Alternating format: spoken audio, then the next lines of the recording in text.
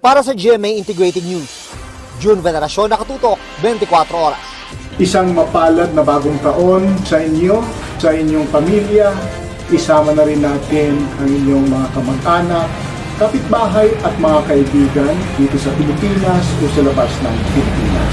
Ang araw na ito ay araw din ng pasasalamat sa buhay sa nagdaang isang taon. Ito rin ay araw ng pasasalamat sa ating pananampalataya na biyaya ng Panginoon sa loob ng 500 taong lumipas.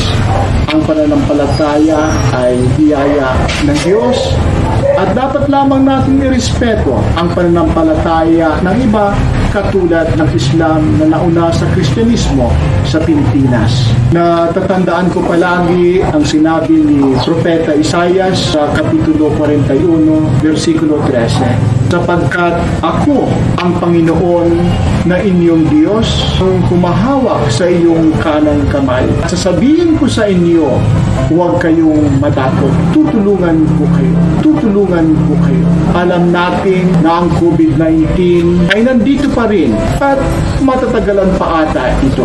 Gayunpaman, higit sa lahat, sigurado tayo na ang Diyos ay kasama natin at hinahawakan niya ang ating kanang kamay at sinasabihan tayo, huwag tayong matakot. Tutulungan tayo ng Diyos. Ang Diyos ay kasama natin. Kailangan natin magipagtulungan sa Kanya at gawin ang Kanyang kalooban. Kailangan nating tulungan ang bawat isa. Sa banal na kasulatan, sinabi sa atin ng Panginoon, the kingdom of God is within you. When two or more people will come together, I am there in their needs. Kailangan nating alagaan ang pinakamaliit sa atin. For whatever you have done to the rest of our brothers, you have done that to the Lord. Kailangan magkaisa ang mga manggagawa. Patatagin natin ang nagkaisa labor coalition. Tuloy-tuloy ang pag-organisa ng unyon. Organize ang ating aksyon sa darating na mga araw ng 2021. Kailangan nating mag-organisa ng mga manggagawa upang may kayat natin ang gobyerno at ang employer na pakinggan ang mga manggagawa upang makamit ang pangkalat kabutihan. Kung ang interes ng mga manggagawa ay hindi isinasaalang-alang, ang layunin ng pangkalatang kabutihan ay tungkad at walang katuturan. Ang mga individual ay maaring gumawa ng isang pagbabago sa ating lipunan. Si Martin Luther, Erasmus, Ignatius de Loyola ay nagdala ng mga reforma sa ating simbahan. Sina Rizal, Bonifacio at Jacinto at marami pang iba ang sumira sa pamatok ng pangalipin sa ilalim ng pamahalaang kolonyal ng Espanya.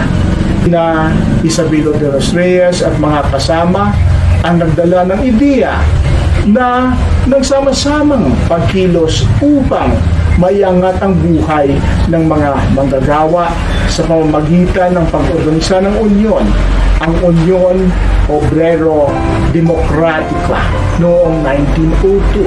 Noong 1950 naman, sina Johnny Tan at Father Walter Hogan ay hinimok tayong gamitin ang ating pananampalataya upang baguhin ang ating lipunan sa pamamagitan ng pag-oorganisa ng unyon para sa ligtas at disenteng trabaho, para sa nakakabuhay na sahod, para sa mga manggagawang Pilipino. Isang mapaghamong 2021 para sa lahat.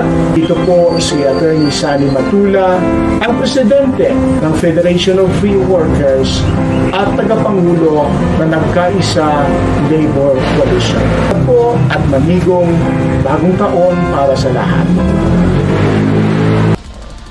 Para sa GMA Integrated News, Rafi Tima nakatutok 24 oras.